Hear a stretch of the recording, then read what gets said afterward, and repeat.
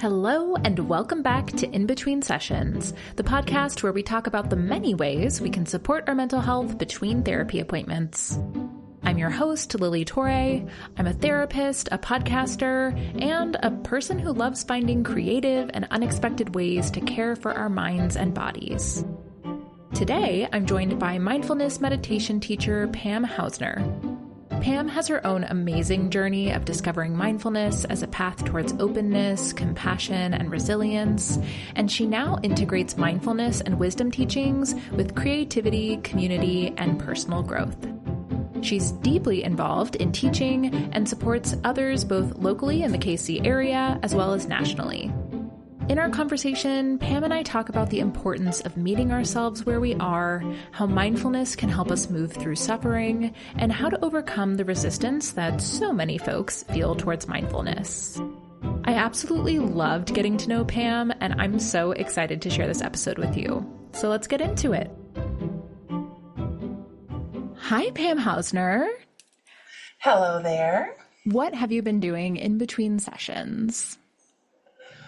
I am so excited to share this because what I do to support myself between sessions is because in our sessions, we're talking about my mental health, right?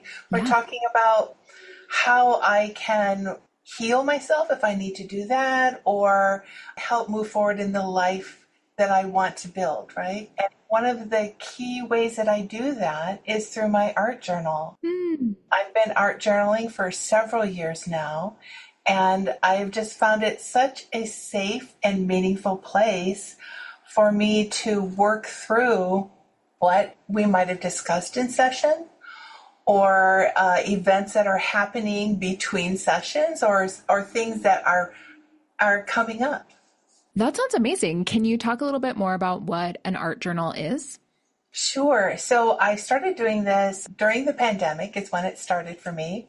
And it happened organically, really. I was the facilitator for my grandson who was in first grade at the time. But there were, as with many people, there was a lot of stress going on. And my life was over full.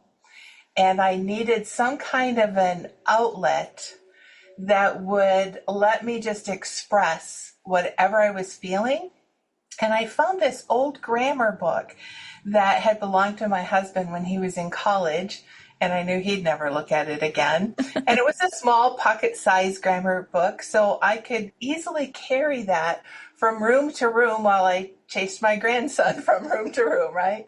And sometimes I would just color the page a solid color with a crayon. And sometimes I would do things more expressive, like I might draw a door, wishing for some way out of this, right? Or entering into something else, anything else. Sometimes I would sketch what I saw. And sometimes I would just do crazy abstract lines. And sometimes when he was a little more calm and there was a little more spaciousness, I could get a little more creative with it. But it needed to be something that I could work with in the moment and be ready to let it go in 30 seconds or be able to stay with it for 10 minutes. Yeah. And that little, in fact, I ended up putting a paper around it and called it my pandemic journal. Yeah. And that's where it started. And it grew quite a bit from there, but that was the beginning. Did you consider yourself much of a visual artist before that?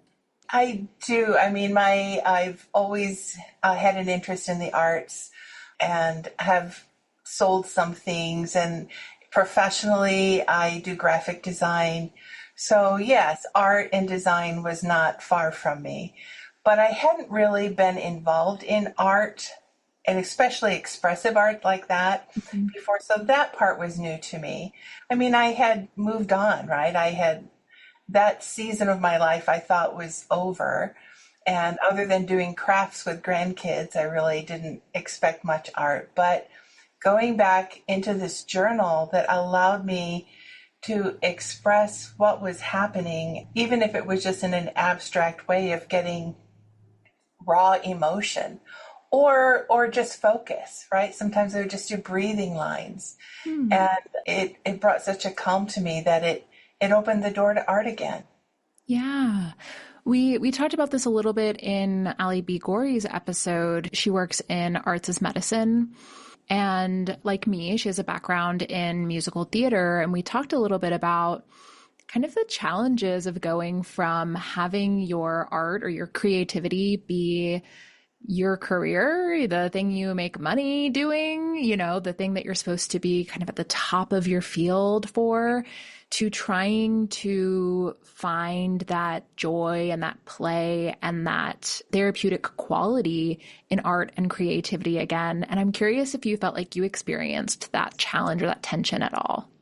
Actually, it's yes. I mean, I did feel that. While professionally, my art had been all digital, since the computers happened, right? It's all been digital.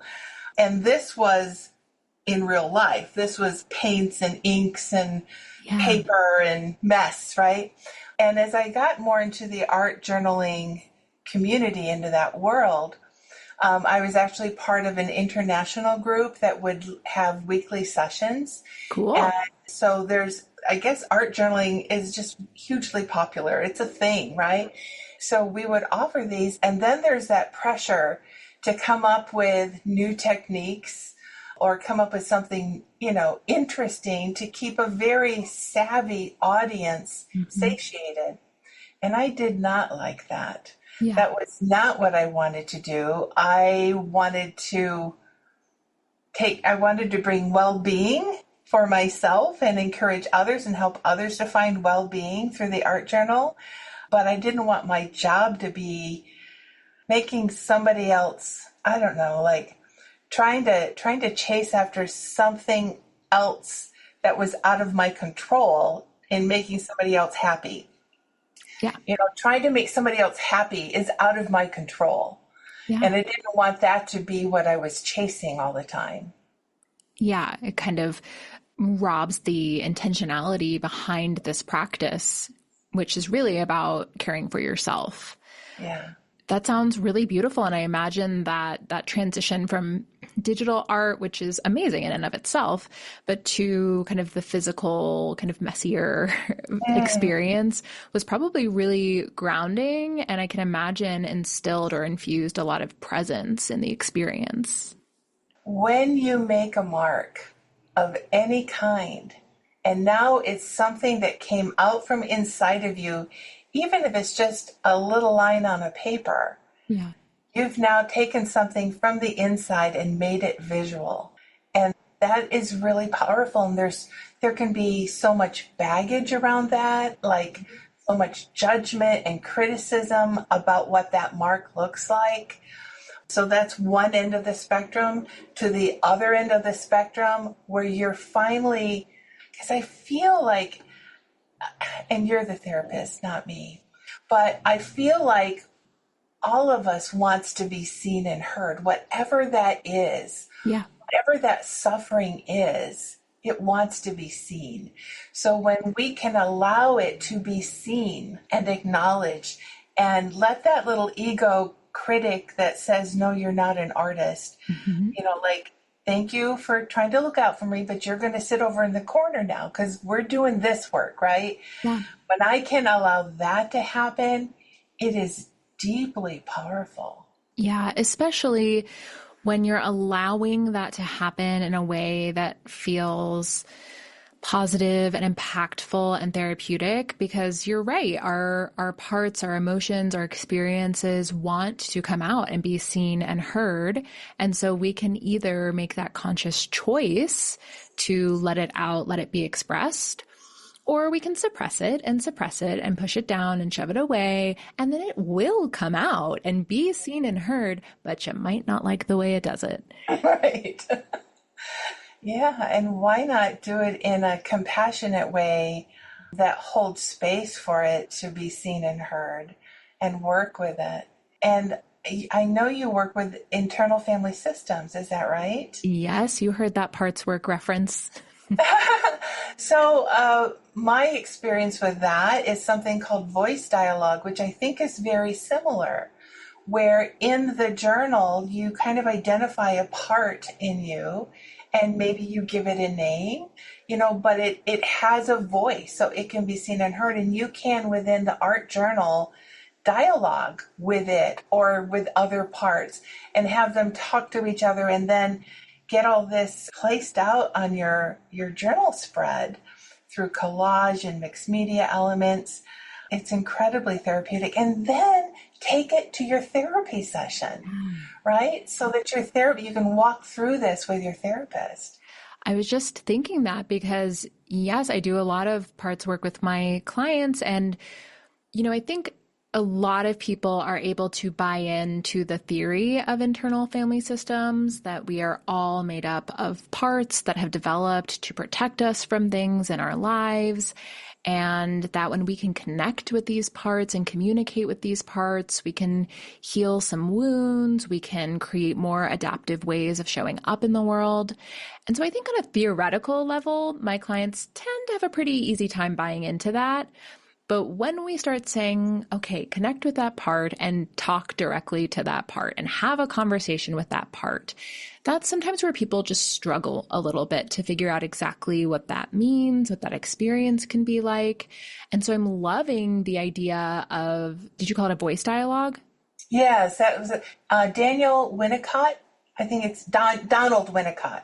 I'm sorry, is the person that taught the person that trained me. So yeah. Well, I love this kind of alternate method of still connecting with and communicating with these parts and their relationships with each other, which is such a big part of internal family systems, in a way that maybe doesn't require that logic side of the brain to come online so much, because that logic side is like, what is this lady saying that I got a bunch of different, is she saying I have multiple personalities? Like, what's going on? Where the creative side can just kind of go with the flow. And I can really imagine that being a really useful tool for some clients who struggle to connect with that.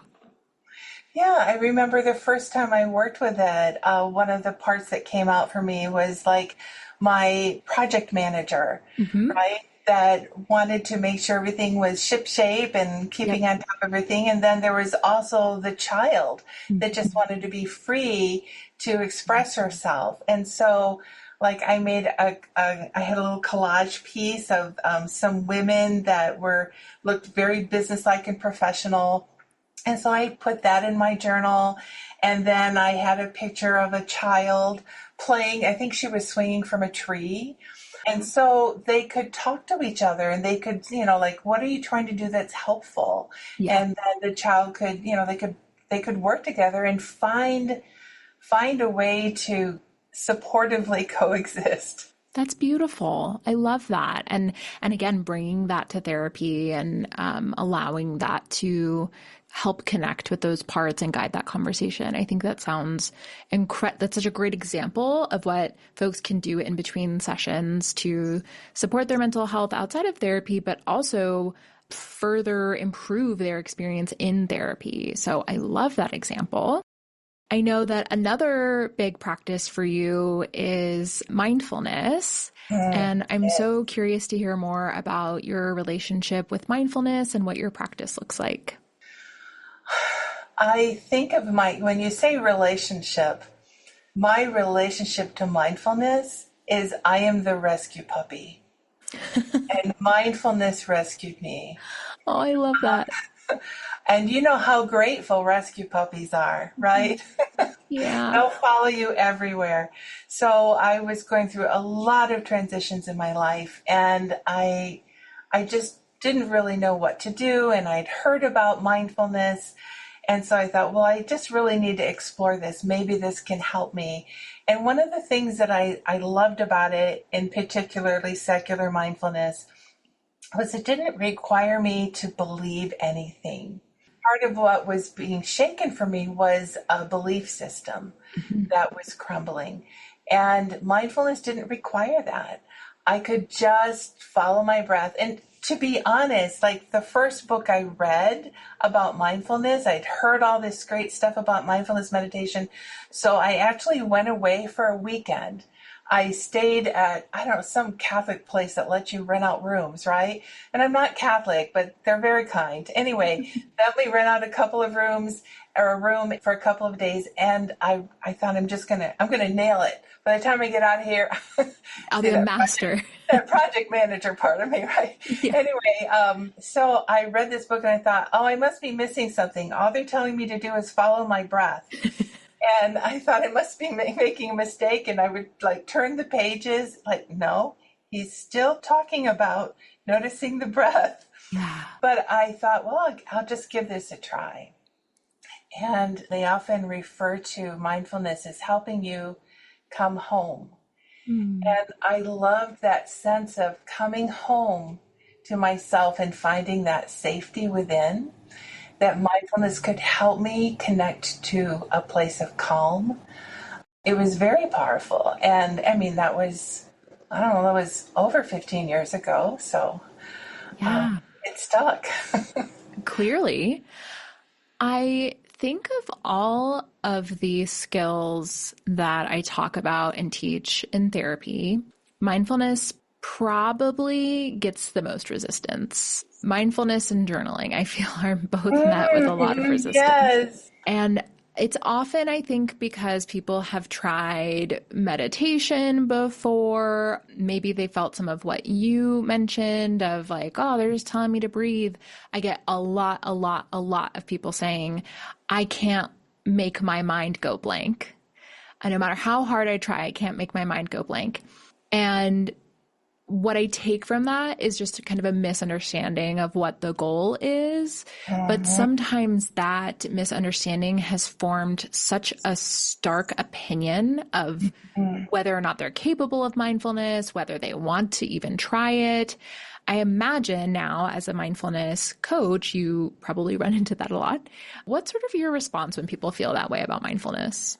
To be honest, I get excited when I hear that resistance, because that means I'm about to help them discover a new way to think about mindfulness that will annihilate that false view. So I get excited about it. In fact, well, I am certified to teach mindfulness, and I'm certified to be a mentor. So I have invested quite a bit into this, but I'm ADHD, and my husband is nonlinear at least. He calls himself highly functioning autistic. So, and my family, we're thick with this kind of random energy, right? And then as I began to teach other people, and I would see that, well, I just can't keep my thoughts still. I can't stay focused, right? And I would hear this enough, and I would have my own experience. Like, I understood then. And of course, I was okay enough to learn to bring myself back, and I had been trained that, of course, you're thinking, you're supposed to think. And I could accept that, but I would see many people struggling with it. So from my own practice and then working with others, there's something called restorative focus, which is really redefining what focus is for creative, nonlinear thinkers. And these could be people that just have rapid fire thoughts, right? So it's giving them guidance to finding what is their body needing right now and allowing that to be the focus. Maybe if there's a lot of anxiety, maybe what they need to do for their anchor is just to sway. And that, allowing movement in. Yeah.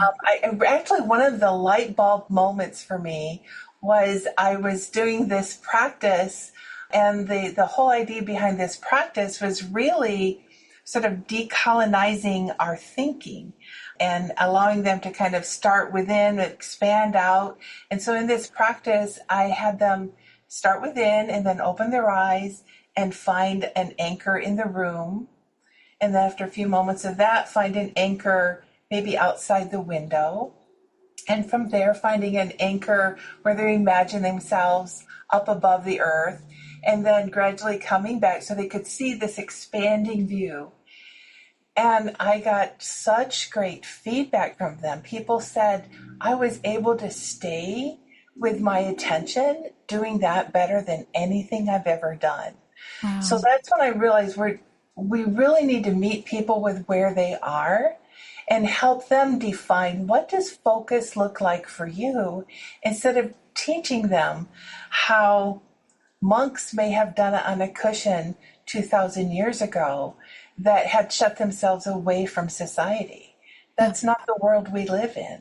I so agree with that. I think I do talk to a lot of clients about trying out active meditation, and I've been met with some like, oh, but I don't, that doesn't really count, right? Aren't you supposed to sit still and, be quiet and, chant maybe? I don't know.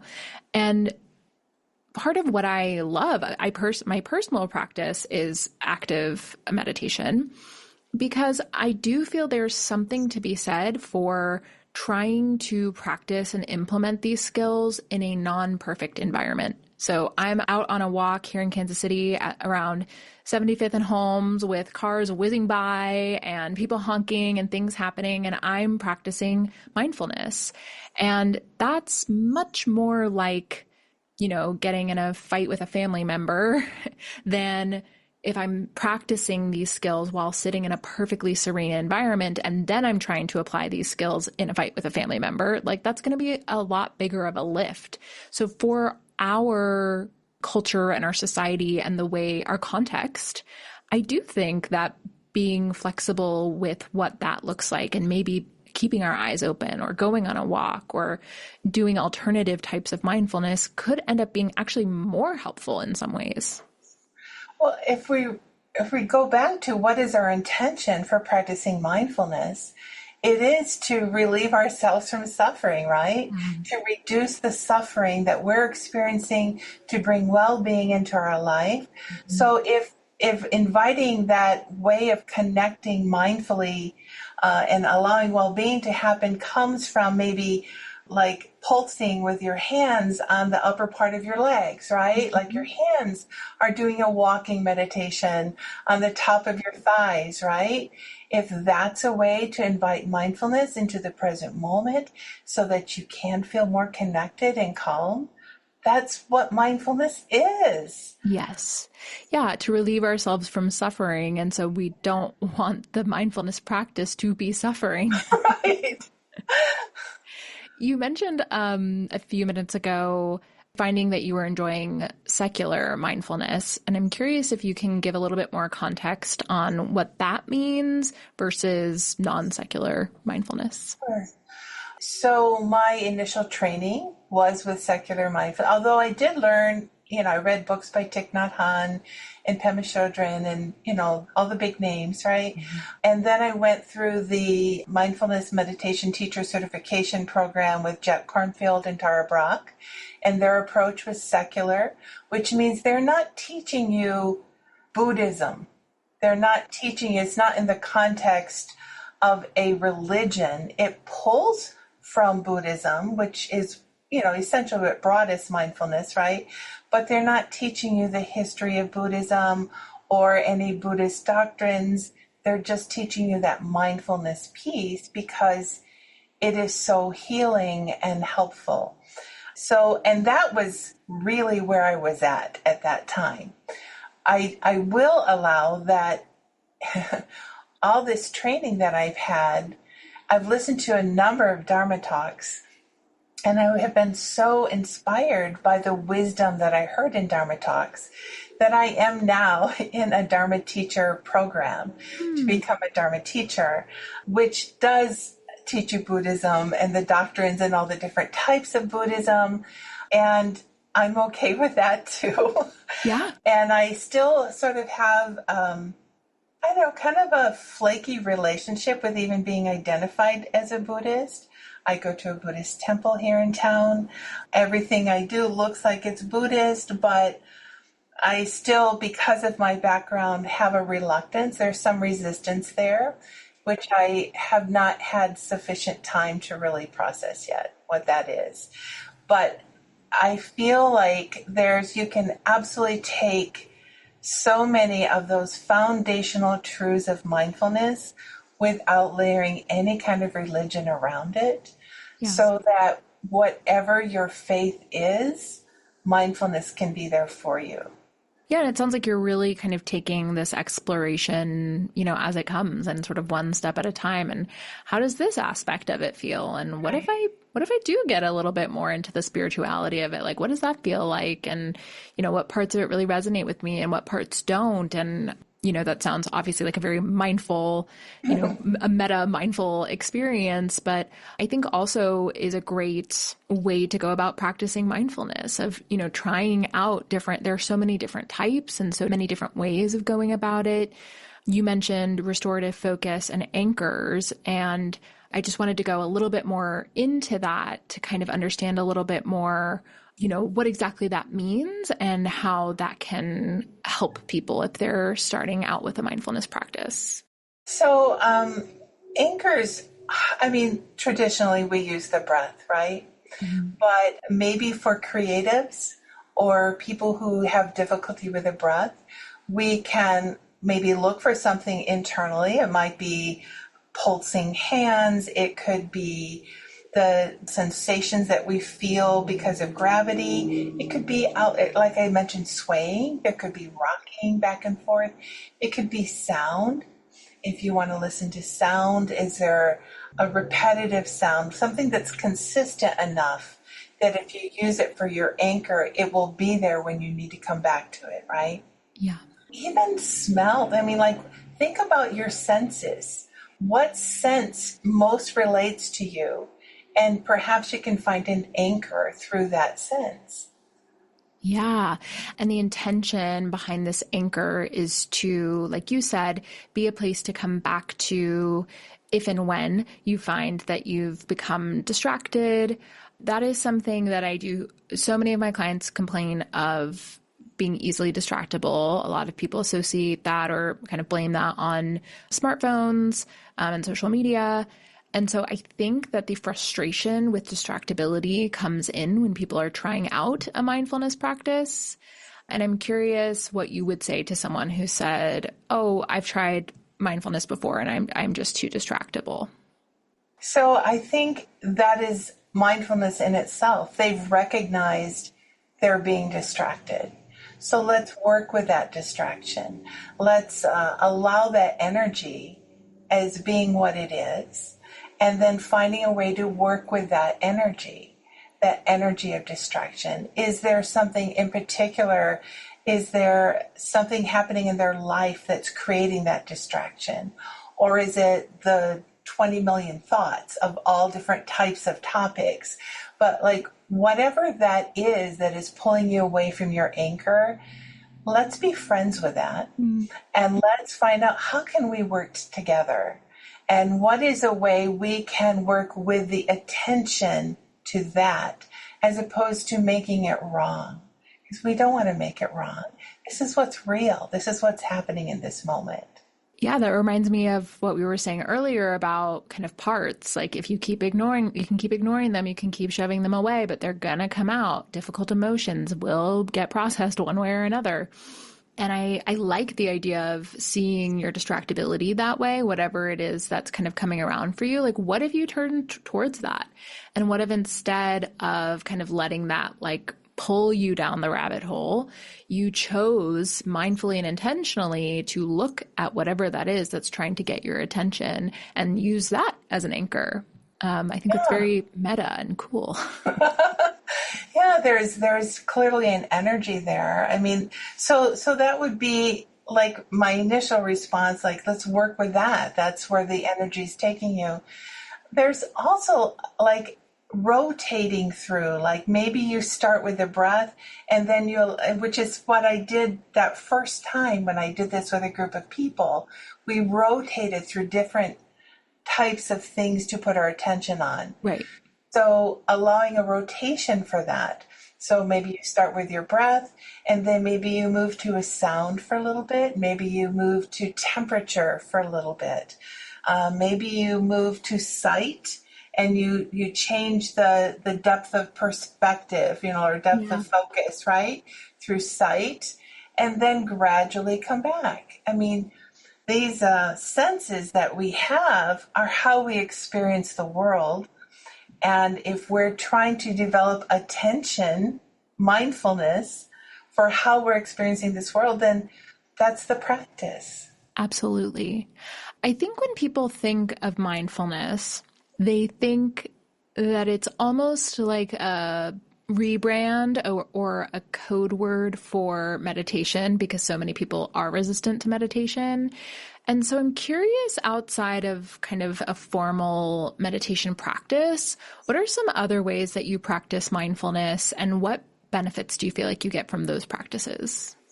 So a couple of things came to mind, and granted, they do come from Buddhist origins, but Thich Nhat Hanh says, wash the dishes to wash the dishes. So that one sticks with me a lot. And then there's another one, Zen is life. So whatever you do, when you can bring full mindfulness to it, like right now, we are having this conversation. Yeah. I'm not trying to plan my to-do list while I'm speaking to you. I am here with you in this conversation. That's a way of being mindful to this conversation. When we finish this conversation, then I will move on to the next thing, and it will be there for me when I'm ready for it.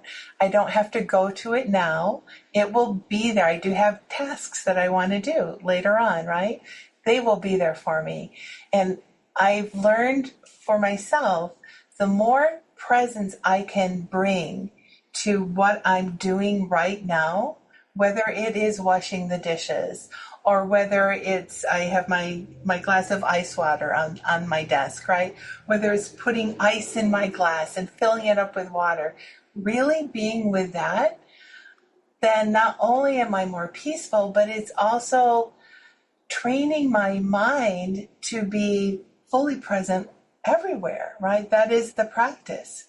So it's whatever I'm doing to really be with whatever I'm doing. Yeah. And I think the benefits of that presence really kind of can't be overstated. A lot of people kind of talk about depression as being stuck in the past and anxiety as being stuck in the future. And, you could argue that those are oversimplifications, but there is definitely at least a grain of truth in that. And especially with anxiety, I talk a lot with my clients about grounding yourself in the present moment is so helpful with anxiety, because the things that we're worrying about and the things that we're thinking about, like, that's not happening right now. And when we allow ourselves to really get hooked by those anxious thoughts and immersed in those anxious thoughts, we experience it as if it is happening right now. And so we've gone through it before we ever even need to actually go through it. And we may never go through it, but we've already experienced it because we got so immersed in that anxiety. And so if you can ground yourself in the present moment of what is happening right now, I feel the warmth of the seat underneath me. I hear my fan whirring in the background. I see right now, I'm looking at some beautiful clouds in the sky behind the screen here. Then you can kind of quiet down that anxiety because your brain realizes none of those things I was worrying about are actually happening right now. And when whatever situation arises that you've been worrying about, you've been able to help train yourself to really be present in the moment. So you will be present in the moment when that situation happens, because it's just like going to the gym, right? And building the muscles. You've built your muscles so that whenever a situation arises, you can bring more presence to it, which means more wisdom, more compassionate response for yourself and for others, or even a broader view of understanding what's happening. Yeah, it is life. The reason we sit on the cushion and try to do these other practices is so that we can be more mindful in real life. So the restorative practices that allow you to work with sensations that are present for you are just training you so that you can be fully present in your daily life. Yes. That actually brings up for me another reason that clients will tell me that they either can't meditate or more often that meditation doesn't work for them is that they are trying it when they are at high levels of distress. Mm-hmm. So they're feeling panic coming on. They're feeling so low and so depressed. And, you know, your gym metaphor, I feel like, is a good one in that sense, because I'll often say, you know, trying mindfulness for the first time in that situation is like going to the gym and trying to pick up a 200-pound weight when you've never worked out in your life. Like, it's not going to be helpful. It actually might be a little bit hurtful, because trying to practice mindfulness, for example, when you're on the verge of panic and you've never practiced it before, could be really challenging and maybe actually make things worse. And so I often kind of use that metaphor of the reason that we do it is to be able to cope in those more heightened moments. But typically, for the most part, it's not going to be as helpful when you're at that extreme and you've never done it before. I feel like a lot of it has to do with intention. Like, mm-hmm. if somebody's telling you you need to be more mindful and you need to practice mindfulness, that's completely different mm-hmm. from I want to be more mindful. Yeah. I want to have these in my life. Because what's happening when you're spiraling out, whether it's through anxiety or whatever, we develop habit energies around that. And sometimes that habit energy is almost a comfort, mm-hmm. even though it's like drama and anxiety, right?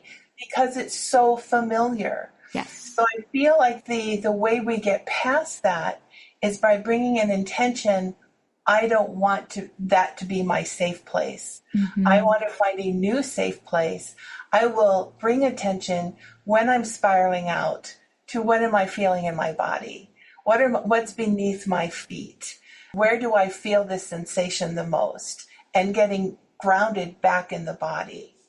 Yeah, I love that. I think I love the idea of like, do I want this to be my safe space? It sort of makes me think of some of my clients when we're talking about coping skills will kind of begrudgingly admit that they find scrolling on social media somewhat comforting. Like they enjoy that to an extent. Now, typically there tend to be limits around that. It's like, I enjoy it for the first 15 minutes and then it turns terrible. But I like the idea of asking yourself, like, do I want social media to be my safe space? And the answer can be yes. That could be, if that's working for you and that's what you want for yourself, amazing. But I like kind of the intentionality, like you said, behind that of, is this what I want for myself? Yeah, like identifying those habit energies has been very helpful for me to bring that intention there. Like, what kind of life am I building? What do I want? And knowing that I can make choices. I can choose to go to the gym, or I can choose to stay home and watch whatever's cool on Netflix, yeah. Right? But if ultimately it's to reduce my suffering, to improve my well-being, what is it that I really want? Yeah. And then on different days, the answer to that question will be different. Totally. I like TikTok. I have a TikTok channel. If I post, it's begrudgingly maybe to Instagram, but much more easily to TikTok. I just find that culture just really fascinating and fun, and I've got people I like to follow. I also know how easy I can get sucked into it, yeah. And then I look up and like, whoa, where did the time go, right? So I try to bring an intention to that even. Mm-hmm. Like you had mentioned 15 minutes, right? So like sometimes I'll say, okay, I'm gonna allow myself, I'm looking at the clock, and I'm going to allow myself 20 minutes. Yeah. And I may set a timer, or I might just eyeball it. But when that 20 minutes is up, then I'm making the choice again. Do I want another 20 minutes? Is this really what I intend to do? Or is it time for me to move on? Yes. I literally use that example with clients frequently because at least on an iPhone, you can set like the time limits on the apps. Mm-hmm. Mine for social media is 15 minutes. And I often recommend that clients pick a time limit. It doesn't have to be 15 minutes. It could be 2 hours, whatever you want it to be. But often the response will be like, well, I just blow through it, because you can override it, of course, Right. once the block comes up. But what we talk about is the goal isn't necessarily to reduce your screen time. The goal is to be able to intentionally choose that I'm going to spend more time doing this, because I mean, the apps are designed to be a time suck for you to want to continue to scroll them and not notice that it's been 2 hours. And so how can we override that and set ourselves up to be more intentional with our time? That, okay, it's been 15 minutes. How do I feel now? I was enjoying that, but I think I'm ready to move on. Or no, I'd like another 15 minutes. That sounds great. Great. Override it. Do another 15, but giving ourselves the opportunity to make that choice. I think of it a lot in my head. It's the metaphor of driving a car. Who's driving the car? Yeah. Am I driving the car?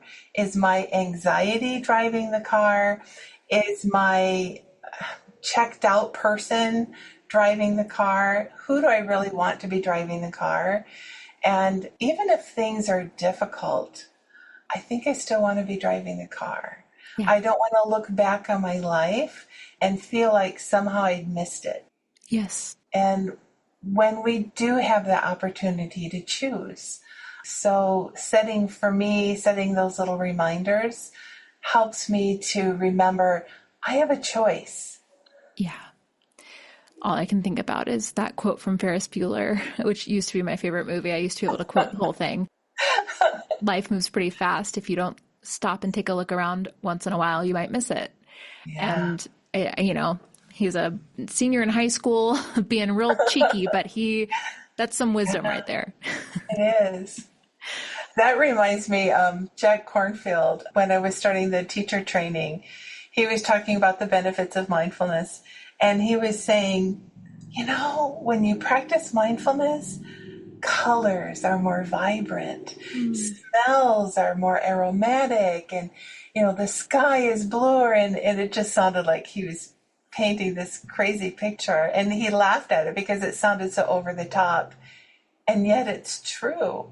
When you bring presence, when you're really there with your life, like I'm looking at the color of my shirt now, right? I'm like, I really see the color of this shirt. Yeah. And I can really enjoy the color of this shirt, right? You're just more there with life.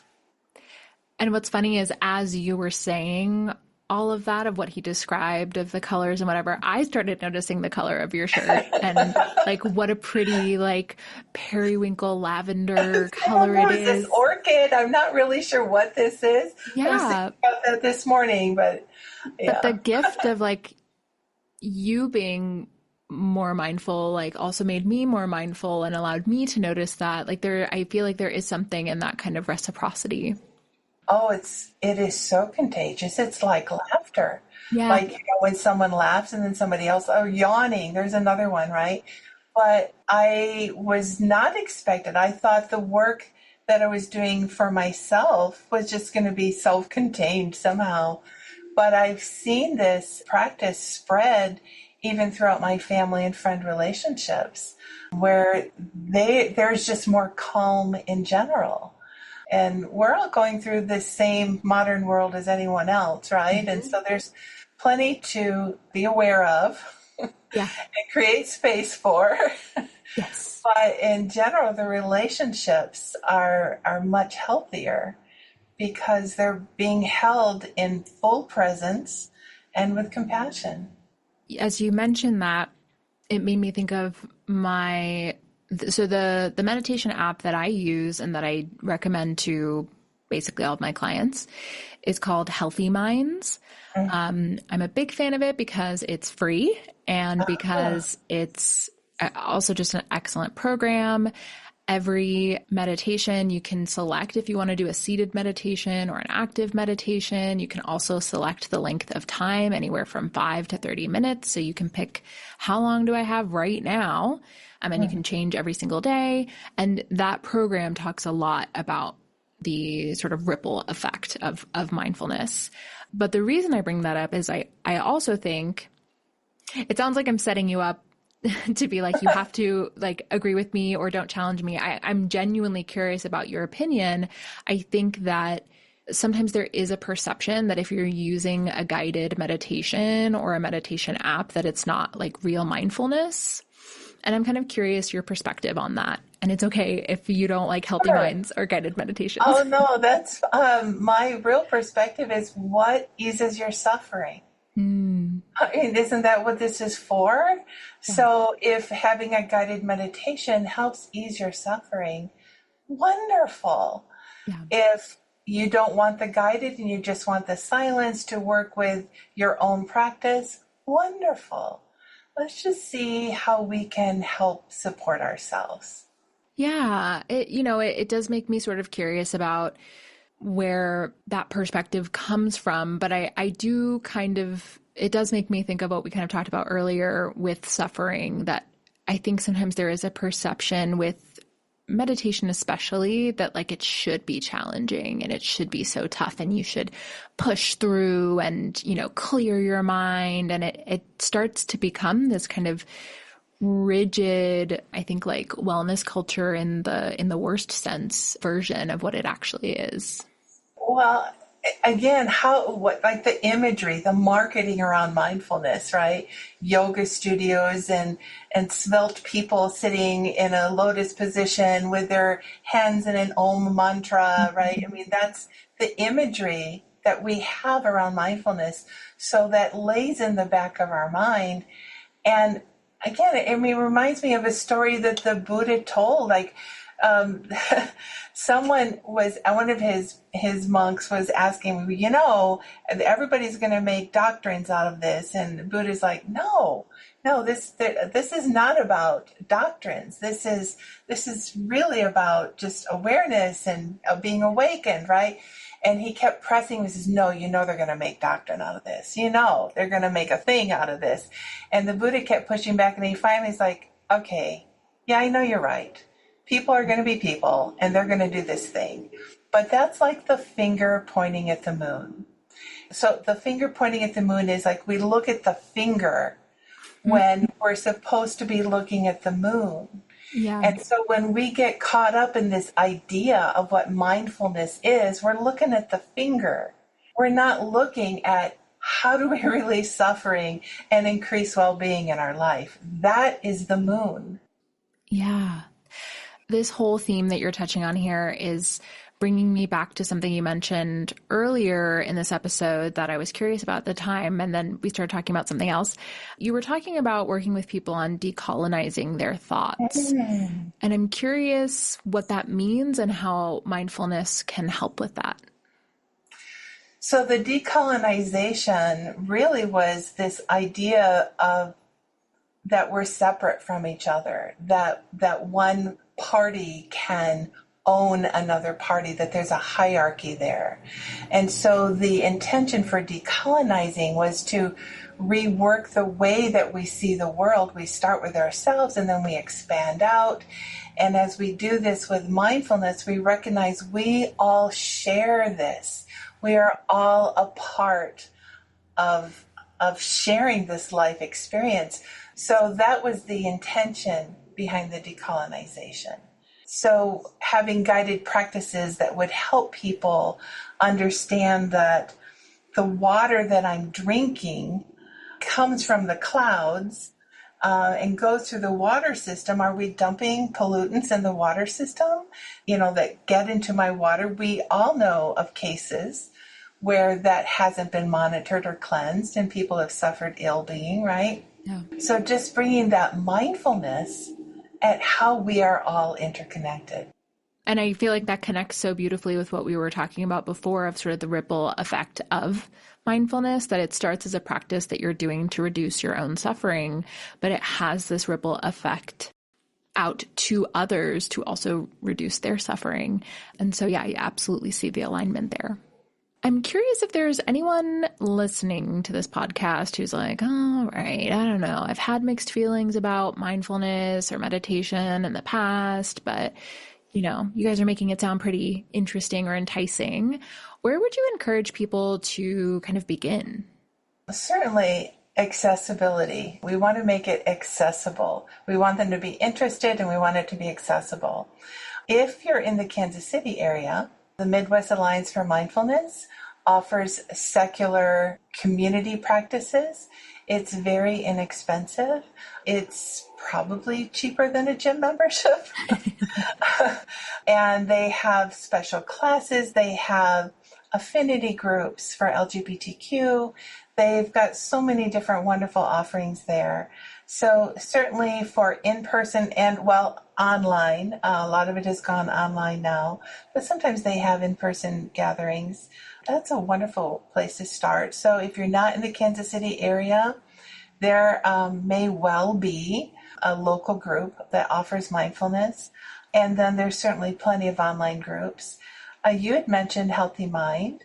I use Insight Timer. The free version of Insight Timer also allows you to set the length of your time and what type of, do you want any interval chimes or sounds, or, it has a lot of great options. So I started with that, and eventually I went to the paid level.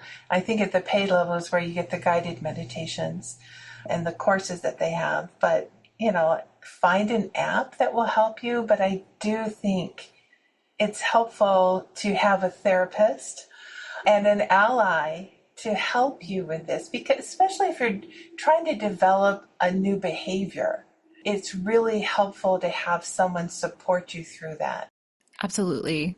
We talked in the first episode of this podcast about building habits and how having, call it accountability, call it a partner, call it support, whatever, however you want to think about it, in building a new habit is absolutely one of the key structures around building a new habit, as is starting small. So, maybe don't start with a 30-minute meditation. Maybe start with... No. When I started yoga, this is sound pathetic to somebody who does yoga, but I did 5 minutes. 5 minutes was like all I could do, right? And then gradually, it moved up fairly quickly, but still like 20 to 30 minutes is probably where I teeter out, right? Yeah. But like around that, my daughter and I, what we do is we just text each other every day. Like whatever she does, she goes, she's a trail runner. So maybe she got to run today, or maybe she got to go to the gym today. And I will tell her, well, I followed this app. I've even had ChatGPT give me some fitness poses and practices, right, to do. And then I'll just say, hey, I did this with Chat today. So yeah, if you have someone that you want to ask, hey, can I text you every time I practice mindfulness? Yeah. Sometimes that's all you need, is just that other human point of connection. Absolutely. Thank you so much for those amazing tips and starting points. And I'm curious what you're going to do before your next session. Well, as you know, I am a mindfulness teacher. So I am always looking for ways to bring this lovely practice to others. I have just launched a new course on Insight Timer on restorative focus. Wow. It took me way too much time, like over the span of time, in order to get that recorded, because they want professional grade audio on there. So it took me a little bit to figure all that out. I ended up having to record it in my car, parked in my garage. So my car could be my sound booth. But so it's out there now. And so I'm seeing students now that have taken that course. So I will be responding to them. I will be developing. Part of restorative focus is transition rituals, and I feel like rituals is something that is very meaningful. So I want to do some work around rituals and sort of, I guess, destigmatize the idea of ritual too, right? Yeah. Because we get, I don't know what we conjure up and conjure ritual, right? We've got baggage around that too. So I am going to be working some more and really bringing mindfulness to what rituals will support me. Amazing. I love that idea. And I can already think of so many situations in which people could benefit from that. So I'll definitely be sure to link your course on Insight Timer in the show notes, as well as all of the other resources that you mentioned, including Midwest Alliance for Mindfulness. And Pam, thank you so much for your time today. I really enjoyed this conversation. Thank you. I've really enjoyed talking with you too. And thank you for the beautiful work that you're doing in the world. I hope you enjoyed this conversation with Pam Hausner.